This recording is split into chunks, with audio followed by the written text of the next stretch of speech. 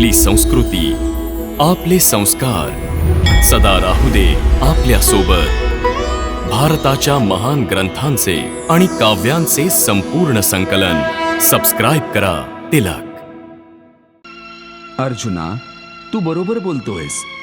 नातेसंबंधांमधूनच भावना उगम पावत असतात, परंतु भावनांची ही नदी लवकरच कोरडी होऊन जाते। अगदी तशाच प्रकारे जसा आगीच्या सानिध्यात येताच पाण्याचा थेंब लुप्त होतो, मरणाऱ्याची चिता शांत होण्याआधीच नातेवाईकांच्या डोळ्यातले अश्रू सुकून जातात। कुणी 2 क्षण अश्रू ढळतं, तर कुणी 2 दिवस। खूप रडते ती आई, ती सुद्धा थोड्याच दिवसात परत संसाराच्या मोहमायेत अडकून तिच्या इतर कामांमध्ये बुडून जाते। हे केशव, एका बाजूला तर तू मला शिकवतो आहेस की ही सर्व नाती गोती बस काही दिवसांचा दिखावा आहे, आणि दुसऱ्या बाजूला आताच तू असं म्हणालास की नाते आणि संबंधामधूनच भावना उगम पावत असतात, म्हणाला होतास ना? हो, आणि मी हे म्हटलं होतं की कर्म करण्यासाठी कोणती ना कोणती भावना असणं गरजेचं आहे, आणि भावनेकरता नाते संबंधाची आवश्यकता असते, कारण कोणत्या ना कोणत्या नात्याच्या मुळाशीच त्या भावनेचा उगम होत असतो। त्यामुळे जर मनुष्य सर्व नाती तोडून टाकेल, त्याच्या भावनांचा त्याग करेल, तर मग तो कर्म तरी कोणासाठी करेल? त्याच्या धर्मासाठी। धर्मासाठी? हो, त्याच्या धर्मासाठी।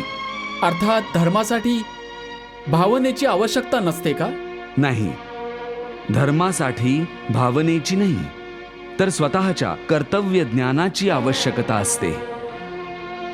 त्या गोष्टीची आवश्यकता आहे की मनुष्याने हे समजून घ्यावं की त्या परिस्थितीत त्याचं कर्तव्य काय आहे।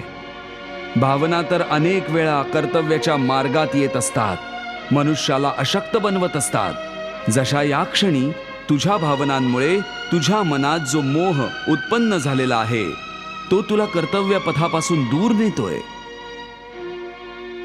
म्हणूनच शास्त्र सांगतं की कर्तव्य भावनेहून श्रेष्ठ आहे। आत्ताच तू मोठ्या ज्ञानींसारखे तर्क लावलेस की कर्म करायला एखादी प्रेरणा असली पाहिजे आणि प्रेरणेकरता एखादी भावना आवश्यक आहे।